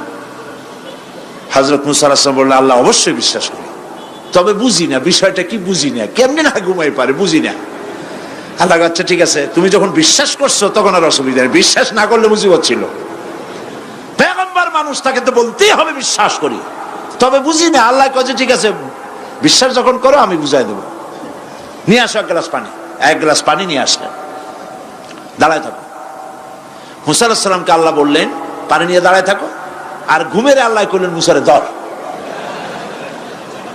মুসা আলাইহিস সালামের ঘুম এসে গেল। ঘুমের আমেজে হাতটা শিথিল হয়ে গ্লাসটা পড়ে ভেঙ্গে চুরমার হয়ে গেল। হযরতে মুসা আলাইহিস সালাম ভয় পেয়ে গেলেন। আল্লাহ পাক শোনায় দিলেন ভয়ের কোনো কারণ নাই, একটা পরীক্ষার জন্যই দিলাম, তোমার বোঝার জন্যই দিলাম। তুমি যেমন এক গ্লাস পানি নিয়ে, একটা গ্লাস নিয়ে এক মুহূর্ত দাঁড়াতে পারলে না, ঘুম আসলো আর হাত থেকে পড়ে গ্লাসটা ভেঙে গেল। মুসারে তুমি বুঝে নাও, তুমি জেনে রাখো, তাম সৃষ্টি জগৎ তোমার আল্লাহ আল্লাহ রব্বুল আলামিনের হাতের মুঠার মধ্যে রয়েছে। আল্লাহ রব্বুল আলামিন যদি ঘুমায় যান, এই পৃথিবীর আকাশ এবং জমিনের সব ট্রাফিক কন্ট্রোল আল্লাহ পাক নিজেই করেন। যদি তিনি ঘুমায় যান, সব শেষ হয়ে যান। বাংলাদেশে কি হচ্ছে, পৃথিবীর কোথায় কি হচ্ছে, তা আল্লাহ দেখছেন না? চিল্লায় বলো, দেখছেন না? সে আল্লাহ রাব্বুল আলামিন, তিনি পরিষ্কার করে বলছেন, যারা নাকি মুমিন বান্দা তারা অহংকারী হয় না, ক্ষমতায় থাকুক ক্ষমতায় না থাকুক, কোন অবস্থাতেই অহংকারী হতে পারে না। আল্লাহ পাক শোনায় দিয়েছেন, যারা অহংকার করে তাদেরকে পরিষ্কার করে বলেছেন, ওয়ালা তামশি ফিল আরদি মারহান ইন্নাকা লান তাখরিকাল আরদা ওয়া লান তাবলুগাল জিবালা তুলা ওয়ালা তামশি ফিল আরদি মারহান। খবরদার, আমার জমিনের উপরে অহংকারের পদে বড় হেঁটো না। দেখছেন না কত আছে অহংকার করে হাঁটে, জমিনের উপরে জুতা পায়ে দিয়ে মচ মচ করে হাঁটতে থাকে। ওয়ালা তামশি ফিল আরদি মারহা ইন্নাকা লান তাখরিকাল আরদা। তুমি কি তোমার পদাঘাত দিয়ে আমার জমিনটারে ভাটায় দিতে পারবা? বলেন, পারবে? যদি শক্তি থাকে দাও লাথি, তোমার ঠ্যাং ভাঙবে, মাটির কিচ্ছু। ওয়ালান তাখরিকাল আরদা মা, তুমি আমার এই জমিনটাকে ধসাই দিতে পারবে না। আর ওয়ালান তাবলুগাল জিবালা তুলা, আর পাহাড়ের উচ্চতা লাফ দিয়ে তুমি ছাড়াই যেতে পারবে না। আমার জমিনও ফাটাইতে পারবে না লাথি দিয়া, লাফ দিয়ে পাহাড়ের উচ্চতাও ছাড়াইতে পারবে না। তো এত লাফাও কেন? বলেন, কম লাফাও, শক্তি কম দেখাও। আল্লাহ রাব্বুল আলামিন আবার বলেন, ওয়া ইবাদুর রাহমানিল্লাযীনা ইয়ামশুনা আলাল আরদি হাওনা। আল্লাহর বান্দা যারা, সত্যিকারের বান্দা যারা, তারা দুনিয়ার বুকে বিনয়ের সাথে হাঁটে, মাথা নিচু করে বিনয়ের সাথে হাঁটে। সুবহানাল্লাহ বিহামদিহি। তুই আল্লাহর প্রতি ঈমানের সবথেকে বড় লাভ হচ্ছে আত্মমর্যাদা সম্পন্ন বানায়। ঈমান তাকে বিনয় এবং বিনম্র বানায়, অহংকারী বানায় না। আর অহংকার করে তুমি যাবা কই? কদ্দুর ক্ষমতা তোমার? আল্লাহ কোরআন শরীফের বহু আয়াত দিয়ে এই কথাগুলি বলেছেন। আর এটা গেল 2। 3 নম্বরে আল্লাহর উপর ঈমান আনার, আমি কি বলতেছি বলেন তো দেখি, ফায়দা। আল্লাহর উপরে ঈমান আনার 3 নম্বরের ফায়দা হলো, মুমিন ব্যক্তির মধ্যে বীরত্ব এবং নির্ভীক ভাব তার মধ্যে এসে যায়। সে নিজে মুজাহিদ, সে বীর, সে কাপুরুষ নয়। সুবহানাল্লাহ। আল্লাহর উপর ঈমানের কারণে বীরত্ব এবং নির্ভীকতার প্রশিক্ষণ তার মধ্যে তৈরি হয়ে যায়। কারণ মানুষের সবচেয়ে বড় ভয় হলো মৌতের। বলেন তো দেখি, বড় ভয় কিসের? বলেন সবাই। আর যারা বললেন না, তাদের মৌতের কোনো ভয় নেই। মৌতের ভয় আছে কিনা? আছে। কিন্তু ভয় করে যাবেন কই? ভয় তো সেইটারে করা যায় যেটাকে ভয় করে এড়ানো যায়। এখন মৃত্যুকে ভয় করে আপনি কি এড়াইতে পারবেন? পারবেন? আল্লাহ পাক বলছেন, মুমিন নির্ভীক হবে, বীরত্বে পরিপূর্ণ হবে, কাপুরুষ হবে না, মৌতের ভয়তে পালায়ে বেড়াবে না। আল্লাহ পাক বলছেন, কুল ইন্নাল মাউতাল্লাযীনা তাফিরুনা মিনহু ফাইন্নাহু মুলাকীকুম। মরণ থেকে পালাও তুমি, মরণ তোমায় লইবে ঘিরি, যদিও সুদূর আকাশ পানে, লুকাও সেথায় লাগিয়ে সিঁড়ি। এ মহারোগের চিকিৎসক নাই, নাই সে ঔষধ জগতে, খুঁজিয়া কাতর হইলে কি হবে, পারিবে না তারে ফিরাতে। মৃত্যু যখন তোমার এসে যাবে, তোমাকে মৌতের হাত থেকে কেউ রেহাই দিতে পারবে না। মৃত্যু তোমার হবেই। সুতরাং মৌত যখন হবে, তখন তাকে ভয় করে তো কোনো লাভ নাই। আর মৃত্যু কোথায় হবে, কখন হবে, আমরা কেউ জানি না। জানেন? ওমা তাদরি নাফসুম বিআইয়ি আরদিন তামুত, কোন মাঠে কোন ময়দানে কখন মৌত হবে কারো জানা নাই। এই গত নভেম্বর মাসের শেষ দিকে আমি লন্ডন সফর করেছিলাম।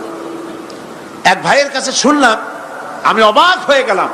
তিনি পত্রিকায় দেখে আমাকে বলেছেন, এক লোক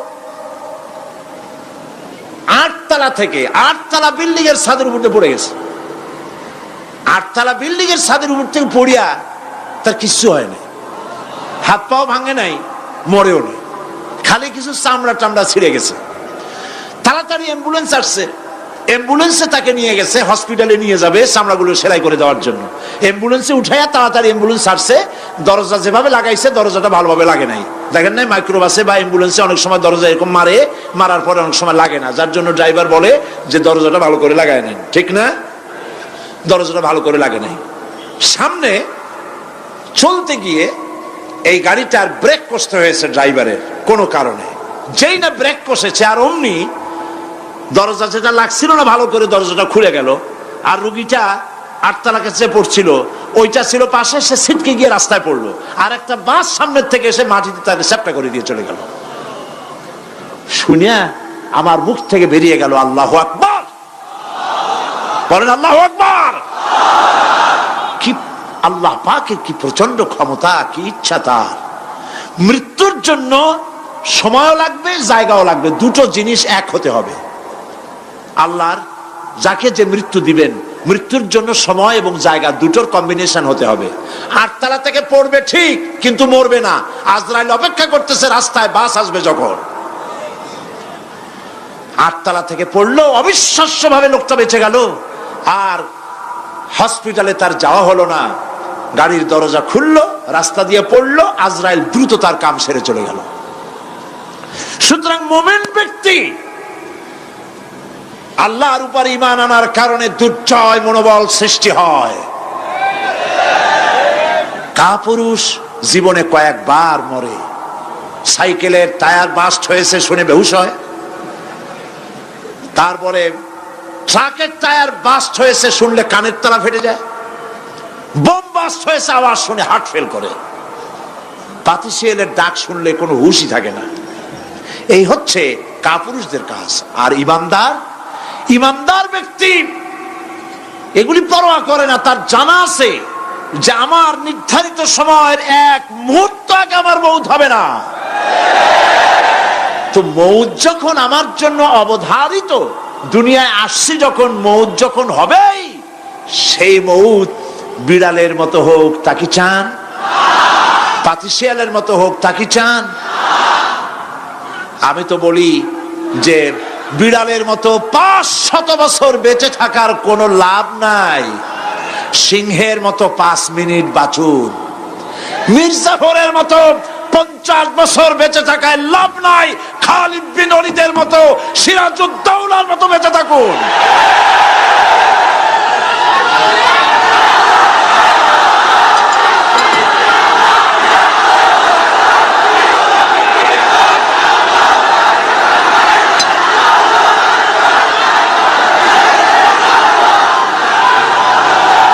বসেন। আপনারা যদি দাঁড়ায় যান তাহলে আমি করব কি? বসেন বসেন। সেই জন্য এই ক্ষণস্থায়ী জীবনকে কেন সেই অনন্ত সুখময় জীবনের জন্য উৎসর্গ করে দেব না, যা আল্লাহর কাছে পাওয়া যাবে কিয়ামতের দিন। দেখেন, মৃত্যু হওয়া উচিত মুসলমানদের, শাহাদাতের মৌত হওয়া উচিত। কি মৌত হওয়া উচিত? আল্লাহকে আজকে প্রাণ খুলে বলি, আল্লাহ জীবন তো নিবাই, সুতরাং জীবন যখন নিবা, মৌতটা শাহাদাতের মৌত তুমি আমাদের দান করে দিও। কাপুরুষের মতো মরতে চাই না, শাহাদাতের মওত চাই। সুবহানাল্লাহ বলেন, আমিন বলেন। মুমিন ব্যক্তি তার বড় ফায়দা, সে সাহসী হয়। সুবহানাল্লাহ বলেন। দেখেন বুখারী শরীফের হাদিস,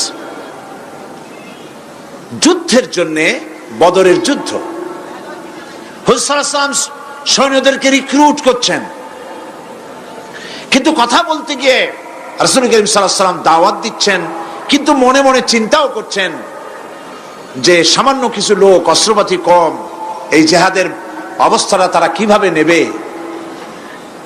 একজন যুবক সাহাবী দাঁড়ায় গেলেন, তার নাম মিকদাদ রাদিয়াল্লাহু তাআলা আনহু। যুবক, এই পৃথিবীতে যুবকদের ইসলামের সবচাইতে অবদান কাদের? চিল্লায় বলো। যুবকদের অবদান সবচাইতে বেশি। হযরত মিকদাদ রাদিয়াল্লাহু তাআলা আনহু তিনি দাঁড়ায় গেলেন, তিনি বললেন, ইমদি বিনা ইয়া রাসূলুল্লাহ হাইসুমা তাশা। হাদিস, হে রাসূল, আপনি আমাদেরকে নিয়ে চলুন। কত সৈন্য তারা আসতেছে, কত অস্ত্র নিয়ে আসতেছে, এটা আমাদের ভাববার বিষয় নয়। আপনি আমাদের নিয়ে চলুন, হাইসুমা তাশা, আয় হাইসুমা আমারাকাল্লাহ, আল্লাহ আপনাকে যেদিকে আমাদের নিয়ে যাইতে কয় আপনি সেই দিকে আমাদের নিয়ে চলুন।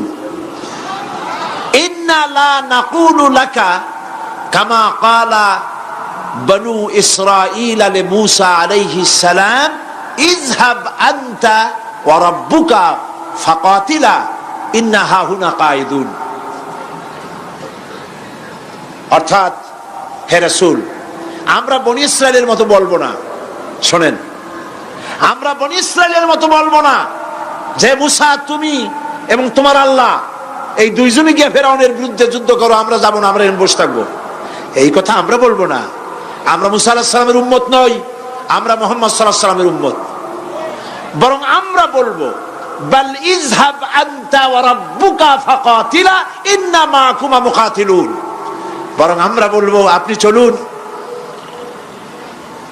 আমরা আপনার সাথে আল্লাহর হুকুম মাফিক লড়বো, জিহাদ করব, ততক্ষণ পর্যন্ত মা দামাত আইনুম মিন্না তাতাররাফ, যতক্ষণ পর্যন্ত আমাদের চোখের পাতা নড়তে থাকে ততক্ষণ আপনার সাথে থেকে কাফেরের বিরুদ্ধে লড়াই করে যাব। জীবনের পরোয়া তারা করেন নাই, জীবনের পরোয়া করেননি। হুজুর সাল্লাল্লাহু আলাইহি ওয়াসাল্লাম দারুণ ভাবে খুশি হয়ে গেলেন।